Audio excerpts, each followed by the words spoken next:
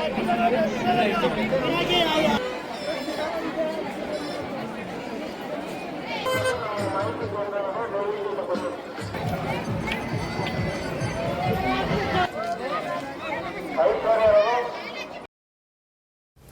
ಎಲ್ಲರಿಗೂ ನಮಸ್ಕಾರ. Welcome to Varada stories. ನೀವು ನಮ್ಮ ಚಾನಲ್ನ ಫಸ್ಟ್ ಟೈಮ್ ನೋಡ್ತಾ ಇದ್ದೀರಾ ಅಂದರೆ ಪ್ಲೀಸ್ ಸಬ್ಸ್ಕ್ರೈಬ್ ಮಾಡ್ಕೊಂಡು ನೋಡಿ. ನಿಮಗೆ ನಮ್ಮ ವಿಡಿಯೋಸ್ ಇಷ್ಟ ಆಯಿತು ಅಂದರೆ ಒಂದು ಲೈಕ್ ಮಾಡಿ, ಕಮೆಂಟ್ ಮಾಡಿ, ನಿಮ್ಮ ಫ್ರೆಂಡ್ಸ್ ಆ್ಯಂಡ್ ಫ್ಯಾಮಿಲಿ ಜೊತೆಲಿ ಶೇರ್ ಮಾಡ್ಕೊಳ್ಳಿ. ಸೂಪರ್ ಥ್ಯಾಂಕ್ಸ್ ಆಪ್ಷನ್ ಮುಖಾಂತರ ನಮ್ಮ ಚಾನಲ್ಗೆ ಸಪೋರ್ಟ್ ಮಾಡಿ. ನಾವಿವತ್ತು ಘಾಟಿ ಸುಬ್ರಹ್ಮಣ್ಯ ಸ್ವಾಮಿ ಬ್ರಹ್ಮರಥೋತ್ಸವ ಹೇಗೆ ನಡೀತು ಅನ್ನೋದನ್ನು ಈ ವಿಡಿಯೋದಲ್ಲಿ ಸೆರೆ ಹಿಡಿದು ತೋರಿಸಿದ್ದೀವಿ. ಎಲ್ಲೂ ಸ್ಕಿಪ್ ಮಾಡದೆ ಕೊನೆವರೆಗೂ ನೋಡಿ. ನೀವೇನಾದರೂ ಮೊದಲನೇ ಸಲ ಘಾಟಿ ಅನ್ನೋ ಊರಿನ ಹೆಸರನ್ನು ಕೇಳ್ತಾ ಇದ್ದೀರಾ ಅಂದರೆ ಘಾಟಿ ಎಲ್ಲಿದೆ ಅಂತ ಅಂದರೆ ಬೆಂಗಳೂರು ಗ್ರಾಮಾಂತರ ಜಿಲ್ಲೆಯ ದೊಡ್ಡಬಳ್ಳಾಪುರ ತಾಲೂಕಿಗೆ ಸೇರಿದ್ದಾಗಿರುತ್ತೆ. ನೀವೇನಾದರೂ ಬೆಂಗಳೂರಿಂದ ಬರ್ತಾ ಇದ್ದೀರಾ ಅಂದರೆ ಮೆಜೆಸ್ಟಿಕ್ಕಿಂದ ದೊಡ್ಡಬಳ್ಳಾಪುರಕ್ಕೆ ಬಂದು ಅಲ್ಲಿಂದ ಘಾಟಿಗೆ ಬರ್ಬೋದಾಗಿದೆ. ಬಸ್ ವ್ಯವಸ್ಥೆ ಇದೆ. ಬಸ್ ಸಿಕ್ಕಿಲ್ಲ ಅಂತ ಅಂದರೆ ಆಟೋಗಳು ಸಹ ತುಂಬಾ ಇರುತ್ತೆ, ಆರಾಮಾಗಿ ಬರ್ಬೋದಾಗಿದೆ. ಇನ್ನು ನಾವವತ್ತು ನಮ್ಮ ಸ್ವಂತ ವೆಹಿಕಲಲ್ಲೇ ಹೋಗಿದ್ವಿ, ಆದರೆ ಒಳಗಡೆವರೆಗೂ ಬಿಡ್ತಾ ಇರಲಿಲ್ಲ. ಯಾಕೆಂದರೆ ನಾವು ಬಂದಿದ್ದು ಸ್ವಲ್ಪ ಲೇಟ್ ಆಗಿತ್ತು. ಹಾಗಾಗಿ ಮಾಕಳಿ ಕ್ರಾಸ್ ಹತ್ರನೇ ನಮ್ಮ ವೆಹಿಕಲ್ನ ಪಾರ್ಕ್ ಮಾಡಿ ಅಲ್ಲಿಂದ ಉಚಿತ ಬಸ್ ವ್ಯವಸ್ಥೆ ಇತ್ತು. ಅದರಲ್ಲೇ ದೇವಸ್ಥಾನದ ಹಿಂಭಾಗ ಅಂದರೆ ದೇವಸ್ಥಾನಕ್ಕೆ ಒಂದು ಅರ್ಧ ಕಿಲೋಮೀಟ್ರಷ್ಟು ನಡಿಬೇಕಾಗುತ್ತೆ. ಅಷ್ಟು ದೂರದಲ್ಲಿ ಬಸ್ಗಳನ್ನು ನಿಲ್ಲಿಸಿದ್ರು. ಅಲ್ಲಿಂದ ಯಾವ ರೀತಿಯಾಗಿ ಅಂಗಡಿಗಳೆಲ್ಲ ಹಾಕಿದ್ರು ಮತ್ತು ಓನ್ ವೆಹಿಕಲ್ಸಲ್ಲಿ ಬಂದವರಿಗೆ ಪಾರ್ಕಿಂಗ್ ಹೇಗಿತ್ತು, ಟೂ ವೀಲರ್ಸ್ ಎಲ್ಲ ಅಲೋ ಮಾಡ್ತಾಯಿದ್ರು, ಆದರೆ ಕಾರ್ನ ಅಲೋ ಮಾಡ್ತಾ ಇರಲಿಲ್ಲ. ಹಾಗಾಗಿ ನಾವು ಉಚಿತ ಬಸ್ಸಲ್ಲೇ ಪ್ರಯಾಣ ಮಾಡ್ಕೊಂಡು ಬಂದ್ವಿ. ಮತ್ತು ಯಾವ ರೀತಿಯಾದಂತಹ ಅಂಗಡಿಗಳೆಲ್ಲ ಹಾಕಿದ್ದಾರೆ ಅನ್ನೋದನ್ನು ನೀವೇ ನೋಡ್ತಾ ಇರ್ಬೋದು. ನಾವಿಲ್ಲಿ ಸೇರಿದಾಗ ಸರಿಸುಮಾರು 11:30 ಆಗಿತ್ತು ಅನಿಸುತ್ತೆ. ನೋಡಿ, ಆವಾಗ ತಾನೇ ಜನ ಎಲ್ಲ ಹೋಗ್ತಾ ಇದ್ದಾರೆ. ನೋಡಿ, ಈಗ ಕಾರ್ಗಳೆಲ್ಲ ಬರ್ತಾ ಇದ್ದಾವಲ್ಲ, ಇದರಲ್ಲಿ ಮಾನ್ಯ ಮುಖ್ಯಮಂತ್ರಿಗಳು ಮತ್ತು ಇನ್ನೂ ಸಚಿವರೆಲ್ಲರೂ ಹೋಗ್ತಾಯಿದ್ರು. ಅಂದರೆ ತುಂಬ ಝೂಮಲ್ಲಿ ಹಿಡಿಯೋಕ್ಕಾಗಿಲ್ಲ. ನೋಡ್ತಾ ಇರ್ಬೋದು ಅಂಗಡಿಗಳೆಲ್ಲ ಎಷ್ಟು ಹಾಕಿದ್ದಾರೆ ಅಂತ. ಮಕ್ಕಳಿಗಂತೂ ಕಣ್ಣಿಗೆ ಹಬ್ಬ ಅಂತಲೇ ಹೇಳ್ಬೋದು, ಅಷ್ಟು ಗೊಂಬೆ ಅಂಗಡಿಗಳು. ನೋಡಿ, ಈ ಕ್ರಾಸಿಂದನೇ ಧರ್ಮದರ್ಶನಕ್ಕೆ ದಾರಿ ಅಂತ ಹಾಕಿದ್ದು. ಅಂದರೆ ತುಂಬ ಕ್ಯೂ ಲೈನ್ ಬೆಳೀತು ಅಂತಂದರೆ ಇಲ್ಲಿಂದ ಸ್ಟಾರ್ಟಿಂಗ್ ಪಾಯಿಂಟ್ ಆಗುತ್ತೆ ಅನ್ನೋದು ಅದರ ಅರ್ಥ. ಇದು ದೇವಸ್ಥಾನದ ಹಿಂಭಾಗಕ್ಕೆ ಬರುತ್ತೆ.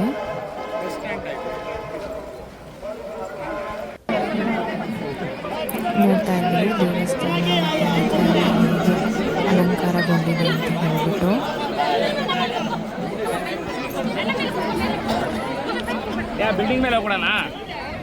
ನೋಡಿ ಎಷ್ಟು ಜನ ಸೇರಿದ್ದಾರೆ ಅಂತ ಹೇಳಿ. ಸುಬ್ರಹ್ಮಣ್ಯನ ದರ್ಶನವನ್ನು ಪಡ್ಕೊಳ್ಳಿ. ನೋಡಿ, ನಾಗರಿಗೆಲ್ಲ ಎಷ್ಟು ಚೆನ್ನಾಗಿ ಪೂಜೆ ಮಾಡಿದ್ದಾರೆ. ಷಷ್ಠಿಯ ಆಚರಣೆ ಹೇಗಿದೆ ಅನ್ನೋದನ್ನು ನೋಡ್ಕೊಳ್ಳಿ. ನೀವು ಭಗವಂತನ ಆಶೀರ್ವಾದನ ಪಡ್ಕೊಳ್ಳಿ. ಘಾಟಿ ಸುಬ್ರಹ್ಮಣ್ಯ ಷಷ್ಠಿ ಸಾಮಾನ್ಯವಾಗಿ ಕುಕ್ಕೆ ಸುಬ್ರಹ್ಮಣ್ಯ ಷಷ್ಠಿ ಆಗುತ್ತಲ್ಲ, ಅದಾದ ನಂತರ ಸರಿಯಾಗಿ 1 ತಿಂಗಳಿಗೆ ನಡೆಯುತ್ತೆ. ಅಂದರೆ ಕುಕ್ಕೆ ಸುಬ್ರಹ್ಮಣ್ಯ ಷಷ್ಠಿ ಅಥವಾ ಚಂಪಾ ಷಷ್ಠಿ ಮಾರ್ಗಶಿರ ಮಾಸದಲ್ಲಿ ನಡೆಯುತ್ತೆ. ಅದಾಗಿದ್ದು 1 ತಿಂಗಳಿಗೆ ಘಾಟಿ ಸುಬ್ರಹ್ಮಣ್ಯ ಷಷ್ಠಿ ಮತ್ತು ಬ್ರಹ್ಮರಥೋತ್ಸವವನ್ನು ಆಚರಣೆ ಮಾಡ್ತಾರೆ. ನಮ್ಮ ಚಾನಲಲ್ಲಿ ಪಿವಿಪುರದ ಬೆಳ್ಳಿ ತೇರು ಹೇಗೆ ನಡೀತು ಅನ್ನೋದನ್ನು ಸಹ ತೋರಿಸಿದ್ದೀವಿ. ನೀವೇನಾದರೂ ಮಿಸ್ ಮಾಡ್ಕೊಂಡಿದ್ರೆ ಒಂದ್ಸಲ ಚೆಕ್ ಮಾಡಿ. ದೇವಸ್ಥಾನದ ಮುಂಭಾಗದಿಂದ ರಥವನ್ನು ಆ ಕಡೆ ಕೊನೆವರೆಗೂ ಎಳೀತಾರೆ.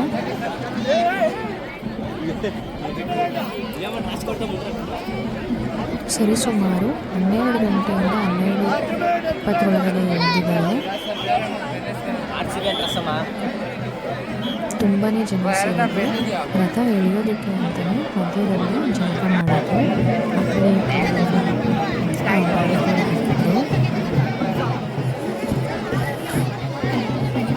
ಇನ್ನೆಲ್ಲ ಕಡೆನೂ ತೇರಿಗೆ ಬಾಳೆ ಅಂತ ಸಹ ಕರೀತಾ ಇದ್ರು. ನೋಡಿ ಎಷ್ಟು ಜನ ಸೇರಿದ್ದಾರೆ ಅಂತ ಹೇಳಿ.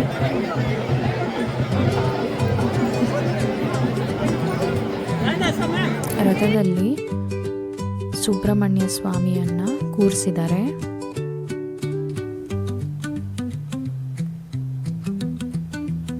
ಇಲ್ಲಿ ಸಂಗೀತ ಕಚೇರಿ ಸಹ ನಡೀತಾ ಇತ್ತು. ಇದು ಎಳೆದಾದ ನಂತರ ಸೆರೆ ಹಿಡಿದಿರುವಂಥ ದೃಶ್ಯಗಳು. ಎಳೆಯುವಂಥ ಸಮಯದಲ್ಲಿ ತುಂಬಾ ಜನ ಇದ್ದಿದ್ದರಿಂದ ನಾವು ಅದನ್ನು ಹಿಡಿಯೋದಕ್ಕಾಗಿಲ್ಲ. ನೋಡಿ ಎಷ್ಟು ಕಡಿಮೆ ಜನ ಆಗಿದ್ದಾರೆ ಅಂತ ಹೇಳಿ.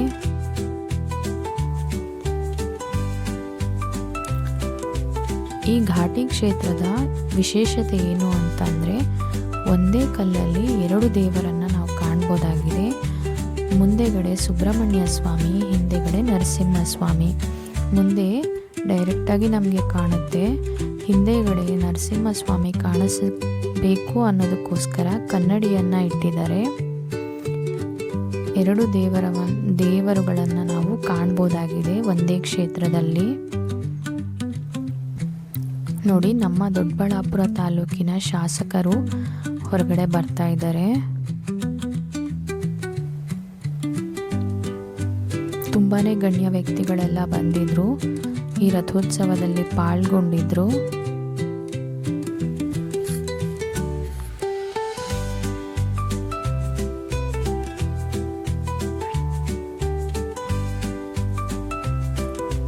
ನೋಡಿ, ಸ್ವಾಮೀಜಿಗಳು ಸಹ ಬಂದಿದ್ರು. ಇನ್ನು ಈ ಮುದ್ದು ನಾಗಮ್ಮ ದೇವಸ್ಥಾನ ಅಂತ ಏನು ಹೇಳ್ತೀವಲ್ಲ, ಇಲ್ಲೇ ಬಲಭಾಗದಲ್ಲಿ ಹುತ್ತ ಎಲ್ಲ ಇದೆ. ಸಾಮಾನ್ಯವಾಗಿ ತುಂಬ ಜನ ಅಲ್ಲೇ ಪೂಜೆಯನ್ನು ಸಲ್ಲಿಸ್ತಾರೆ.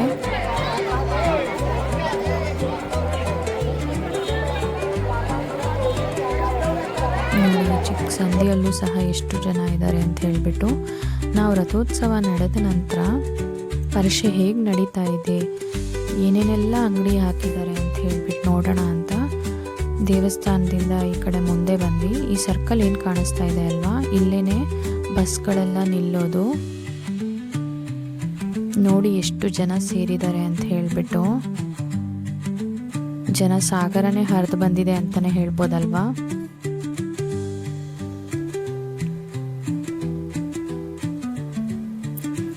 ನೀವು ಯಾವ ರೀತಿ ಸುಬ್ರಹ್ಮಣ್ಯ ಷಷ್ಠಿಯನ್ನು ಆಚರಣೆ ಮಾಡ್ತೀರಾ ಮತ್ತು ಯಾವ ಊರಿಂದ ನಮ್ಮ ವಿಡಿಯೋನ ನೋಡ್ತಾ ಇದ್ದೀರಾ ಅನ್ನೋದನ್ನು ಕಮೆಂಟ್ ಮಾಡಿ ತಿಳಿಸಿ.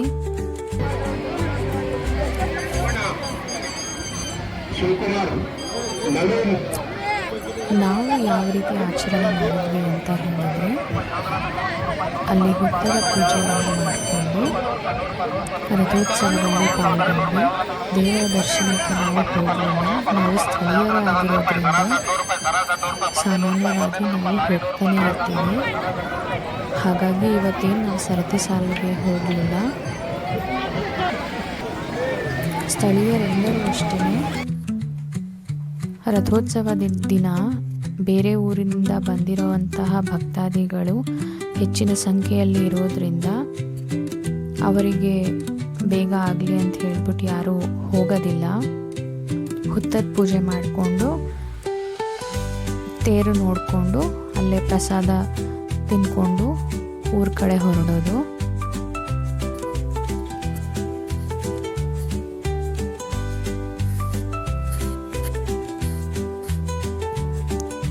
ನಾವು ಈ ವಿಡಿಯೋ ಸೆರೆ ಹಿಡಿದಾಗ ಸುಮಾರು 2 ಗಂಟೆ ಆಗಿತ್ತು ಅನಿಸುತ್ತೆ. ತುಂಬಾ ಬಿಸಿಲಿತ್ತು ಅಂತಲೇ ಹೇಳ್ಬೋದು.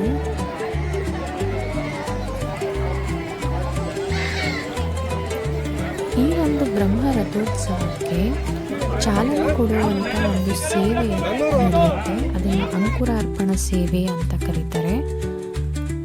ಅದರ ವಿಡಿಯೋ ಸಹ ನಮ್ಮ ಚಾನಲಲ್ಲಿ ಅಪ್ಲೋಡ್ ಆಗಿದೆ, ಚೆಕ್ ಮಾಡಿ ಒಂದ್ಸತಿ. ನೀವಿನ್ನು ನಮ್ಮ ಚಾನಲ್ನ ಸಬ್ಸ್ಕ್ರೈಬ್ ಮಾಡ್ಕೊಂಡೇ ನೋಡ್ತಾ ಇದ್ದರೆ ಸಬ್ಸ್ಕ್ರೈಬ್ ಮಾಡ್ಕೊಂಡು ನೋಡಿ. ನಮ್ಮ ವಿಡಿಯೋಸ್ ಇಷ್ಟ ಆಯಿತು ಅಂದರೆ ಲೈಕ್ ಮಾಡಿ, ನಿಮ್ಮ ಫ್ರೆಂಡ್ಸ್ ಆ್ಯಂಡ್ ಫ್ಯಾಮಿಲಿ ಜೊತೆಲಿ ಶೇರ್ ಮಾಡ್ಕೊಳ್ಳಿ. ಮತ್ತು ಸೂಪರ್ ಥ್ಯಾಂಕ್ಸ್ ಆಪ್ಷನ್ ಮುಖಾಂತರ ನಮ್ಮ ಚಾನಲ್ನ ಸಪೋರ್ಟ್ ಮಾಡಿ. ಸಾಲದ ಬಾಧೆ,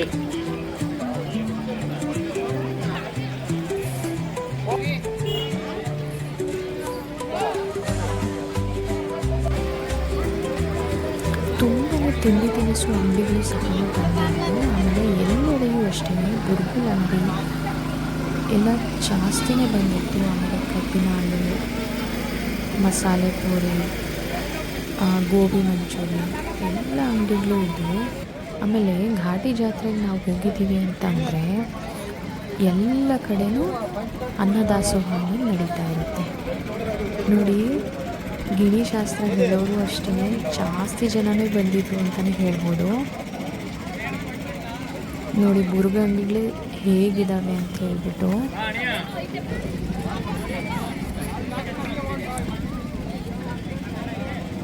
ಮಕ್ಕಳಿಗೆ ಆಟ ಆಡೋದಕ್ಕೂ ಅಷ್ಟೇ ತುಂಬಾ ಆಟಗಳು ಸಹ ಬಂದಿದ್ವು. 2 ಕಡೆ ಹಾಕಿದ್ರು ಆಟಗಳನ್ನು. ಒಂದು ಕಡೆ ರಂಕಲ್ ರಾಟೆ ಮತ್ತು ಆ ಪೆಂಡುಲಮ್ ಥರ ಏನು ಆಡುತ್ತಲ್ಲ ಅದೆಲ್ಲ ಇತ್ತು. ಇನ್ನೊಂದು ಕಡೆ ಚಿಕ್ಕ ಚಿಕ್ಕ ಮಕ್ಳಿಗೆ ಆಟ ಆಡೋದಕ್ಕೆಲ್ಲ ಇತ್ತು ವ್ಯವಸ್ಥೆ.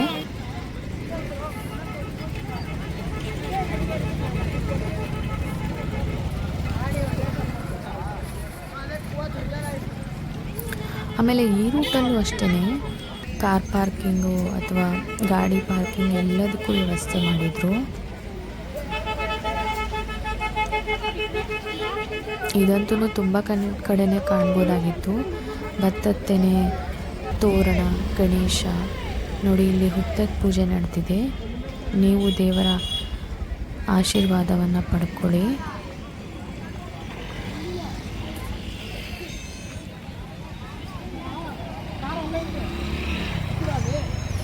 ನೈಟ್ ಹೊತ್ತಲ್ಲಿ ಹೋದರೆ ಲೈಟಿಂಗ್ ಸಹ ತುಂಬಾ ಚೆನ್ನಾಗಿತ್ತು.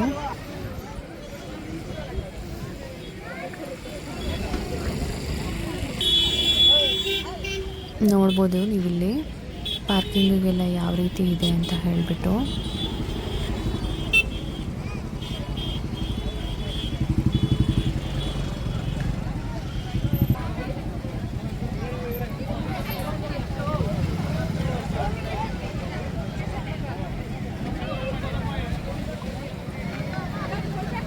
ನಿಮಗೆ ನೀವು ಘಾಟಿ ಷಷ್ಠಿ ದಿನ ಬರೋದಕ್ಕಾಗಿಲ್ಲ ಘಾಟಿಗೆ ಅಂತ ಹೇಳಿದ್ರೆ ನಿಮ್ಮ ಮನೆ ಹತ್ರ ಇರುವಂತಹ ನಾಗರಕಟ್ಟೆಗೆ ಪೂಜೆ ಮಾಡಿ, ಇಲ್ಲ ಹುತ್ತಕ್ಕೆ ಪೂಜೆ ಮಾಡಿ ಸುಬ್ರಹ್ಮಣ್ಯನ ಅನುಗ್ರಹವನ್ನು ಪಡ್ಕೊಳ್ಳಿ.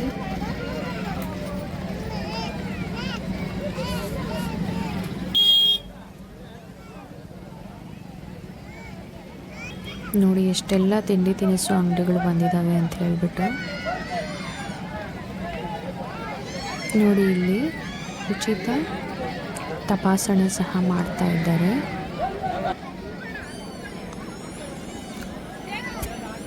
ನೋಡಿ ಚಿಕ್ಕ ಮಕ್ಕಳಿಗೆ ಆಟ ಆಡೋದಕ್ಕೆ ಕಾರೆಲ್ಲ ಇಟ್ಟಿದ್ದಾರೆ. ರಂಕಲ್ ರಾಟಲ್ಲಿ ಯಾರೂ ಕೂತಿರಲಿಲ್ಲ, ಹಾಗಾಗಿ ಖಾಲಿ ಓಡ್ತಾ ಇತ್ತು. ಆಮೇಲೆ ಇಲ್ಲಿ ತುಂಬಾ ಬಿಸಿಲು ಇತ್ತು ಅಂತಲೇ ಹೇಳ್ಬೋದು.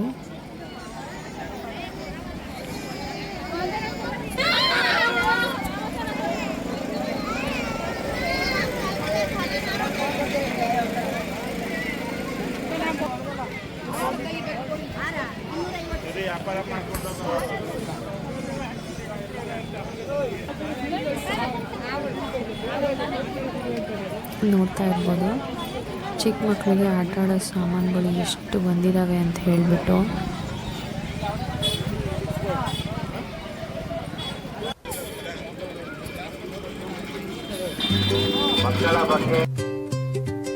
ನೋಡಿ ಈ ಚೀಲವನ್ನು ನೋಡಿದಾಗ ನಿಮ್ಗೆ ಏನು ನೆನಪಾಗುತ್ತೆ ಅನ್ನೋದನ್ನು ಕಮೆಂಟ್ ಮಾಡಿ. ನನಗಂತೂ ನಮ್ಮ ಅಜ್ಜಿ ಅದರಲ್ಲಿ ದುಡ್ಡಿಟ್ಕೋತಾ ಇದ್ರು. ಆಮೇಲೆ ಸಾಮಾನ್ಯವಾಗಿ ನಾನು ನೋಡಿರೋ ಹಾಗೆ ಎಲೆ, ಅಡಿಕೆ, ಸುಣ್ಣ ಎಲ್ಲ ಇಟ್ಕೊಳ್ಳೋರು ಆ ಚೀಲದಲ್ಲಿ. ನಂಗೆ ಅದನ್ನು ನೋಡಿದಾಗಂತೂ ತುಂಬಾ ಖುಷಿ ಆಯಿತು. ನಮ್ಮ ಅಜ್ಜಿನೂ ನೆನಪಾದ್ರು ಅಂತಲೇ ಹೇಳ್ತೀನಿ.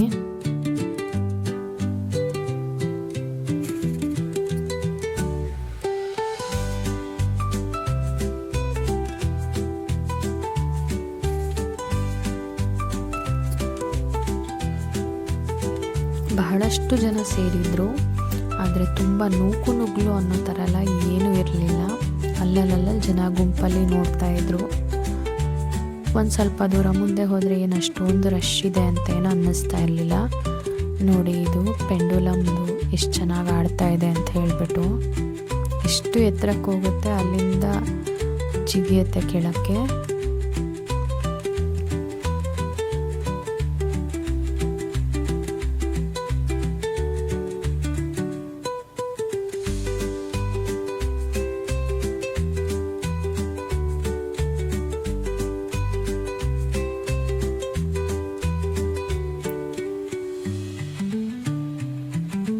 ನೀವಿನ್ನೂ ನಮ್ಮ ಊರಿನ ಘಾಟಿ ಕ್ಷೇತ್ರಕ್ಕೆ ಬಂದಿಲ್ಲ ಅಂತಂದರೆ ಖಂಡಿತವಾಗ್ಲೂ ಬನ್ನಿ.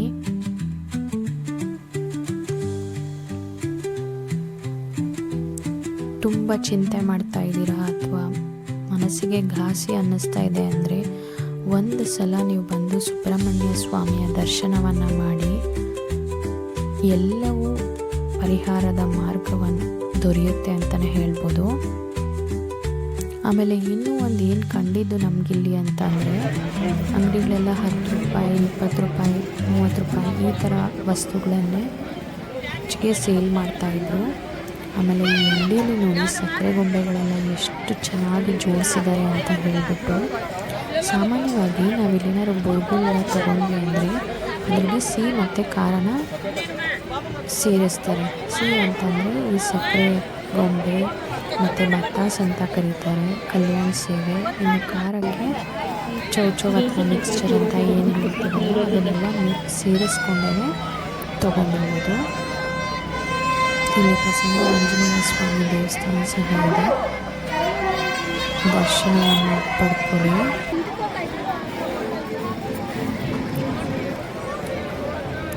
ತುಂಬಾ ಐಟಮ್ಸು ಹೆಣ್ಮಕ್ಳಿಗೋಸ್ಕರ ಅಂತಲೂ ಬಂದಿದ್ವು. 100 ರೂಪಾಯಿ 130 ರೂಪಾಯಿ 120 ರೂಪಾಯಿ ಈ ಥರ ಎಲ್ಲ ರೆಕಾರ್ಡಿಂಗ್ ಸಹ ಹಾಕ್ಬಿಟ್ಟಿದ್ರು ಅಲ್ಲಿ.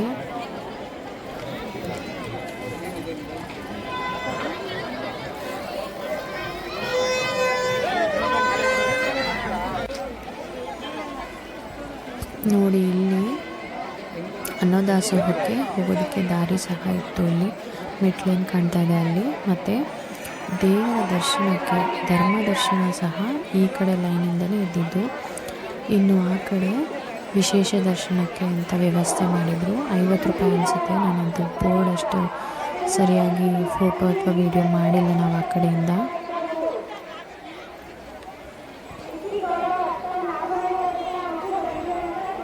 ನಾವು ಈ ಸರ್ಕಲಿಗೆ ಬರೋ ಅಷ್ಟರಲ್ಲಿ ಸುಮಾರು 3 ಗಂಟೆ ಆಗಿತ್ತು ಅನಿಸುತ್ತೆ.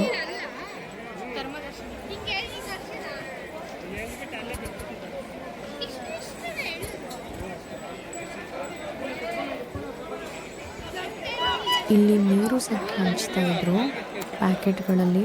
ಯಾಕೆಂದರೆ ತುಂಬಾ ಬಿಸಿಲಿದ್ದರಿಂದ ದಾಹನೂ ಅಷ್ಟೇ ಆಗ್ತಾಯಿತ್ತು.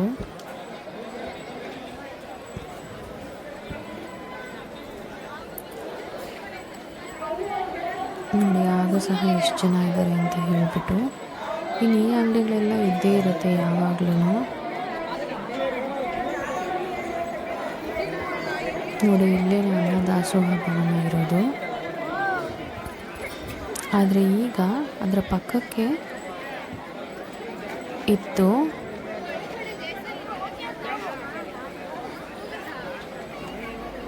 ನೋಡಿ ಎಷ್ಟು ಜನ ಇದ್ದಾರೆ ಅಂತ ಹೇಳಿಬಿಟ್ಟು ದರ್ಶನಕ್ಕೆ.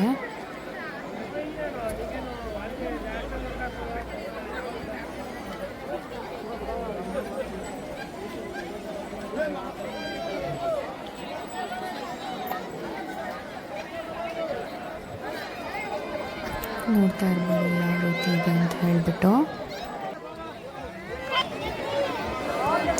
ಇನ್ನೆಲ್ಲ ಕಡೆಯೂ ಅನ್ನದಾಸೋಹ ನಡೀತಾ ಇರ್ತವೆ. ನೋಡಿ ಯಾವ ರೀತಿ ನಡೀತಾ ಇದೆ ಅಂತ ಹೇಳ್ಬಿಟ್ಟು ಎಲ್ಲರೂ ಅನ್ನದಾಸೋಹನ ಸ್ವೀಕಾರ ಮಾಡ್ತಾಯಿದ್ರು. ಇದು ರಸ್ತೆ ಮಧ್ಯದಲ್ಲಿ ಒಂದು ಕಡೆ ಹಾಕಿದ್ದು ಮತ್ತು ಎಲ್ಲ ಕಡೆ ಪೆಂಡಾಲ್ ಹಾಕಿದ್ರು. ಅದ್ರ ನೋಟಿಸ್ ಸಹ ಅಂಟಿಸಿದ್ರು ಅಲ್ಲಿ. ಆಮೇಲೆ ದೇವಸ್ಥಾನದ ಒಳಗಡೆ ಅಂದರೆ ಅನ್ನದಾಸೋಹ ಭವನದ ಪಕ್ಕದಲ್ಲಿ ನಡೀತಾ ಇದ್ದಿದ್ದು. ಇಲ್ಲಿ ನೋಡ್ತಾ ಇರ್ಬೋದು ಮಜ್ಜಿಗೆ ಎಲ್ಲ ಹಂಚ್ತಾ ಇದ್ರು. ಆಮೇಲೆ ಇಲ್ಲಿ ಪಲಾವು ಮತ್ತು ಸ್ವೀಟು, ಹೆಸರುಬೇಳೆ, ಕೋಸಂಬರಿ ಎಲ್ಲವನ್ನೂ ಸಹ ಹಂಚ್ತಾ ಇದ್ರು. ನೋಡಿ ಆವರಣದಲ್ಲಿ ಎಷ್ಟು ಜನ ಸೇರಿದ್ದಾರೆ ಅಂತ ಹೇಳಿಬಿಟ್ಟು.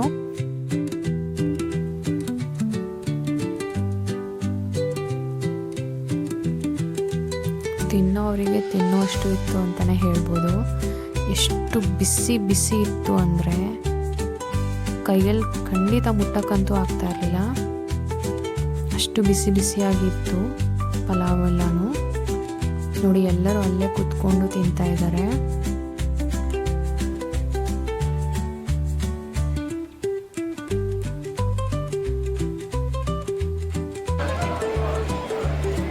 ಇಲ್ಲಿ ಉಚಿತ ಶೌಚಾಲಯ ವ್ಯವಸ್ಥೆ ಸಹ ಮಾಡಿದ್ರು. ಇನ್ನು ಅನ್ನದಾಸೋಹಕ್ಕೆ ಕಾಣಿಕೆ ಸಹ ಸಲ್ಲಿಸ್ಬೋದಾಗುತ್ತೆ. ನೋಡಿ ಈ ಥರ ಬ್ಯಾನರ್ಗಳ ಹಾಕಿ ಅನ್ನದಾಸೋಹವನ್ನು ಮಾಡ್ತಾಯಿದ್ರು. ನಾವು ಇಲ್ಲಿ ಆಂಧ್ರ ದೇವಾಂಗ ಸಂಘದಿಂದ ಅನ್ನದಾಸೋಹವನ್ನು ಮಾಡ್ತಾಯಿದ್ರು. ಇಲ್ಲಿ ಊಟ ಮಾಡಿಕೊಂಡ್ವಿ. ನಿಮಗೆ ನಮ್ಮ ವಿಡಿಯೋಸ್ ಇಷ್ಟ ಆಯಿತು ಅಂದರೆ ಲೈಕ್ ಮಾಡಿ, ಕಮೆಂಟ್ ಮಾಡಿ, ನಿಮ್ಮ ಫ್ರೆಂಡ್ಸ್ ಆ್ಯಂಡ್ ಫ್ಯಾಮಿಲಿ ಜೊತೆಲಿ ಶೇರ್ ಮಾಡ್ಕೊಳ್ಳಿ. ನೀವಿನ್ನೂ ನಮ್ಮ ಚಾನೆಲ್ನ ಸಬ್ಸ್ಕ್ರೈಬ್ ಮಾಡ್ಕೊಂಡಿಲ್ಲ ಅಂತಂದರೆ ಸಬ್ಸ್ಕ್ರೈಬ್ ಮಾಡ್ಕೊಂಡು ನೋಡಿ. Thank you for watching. Bye.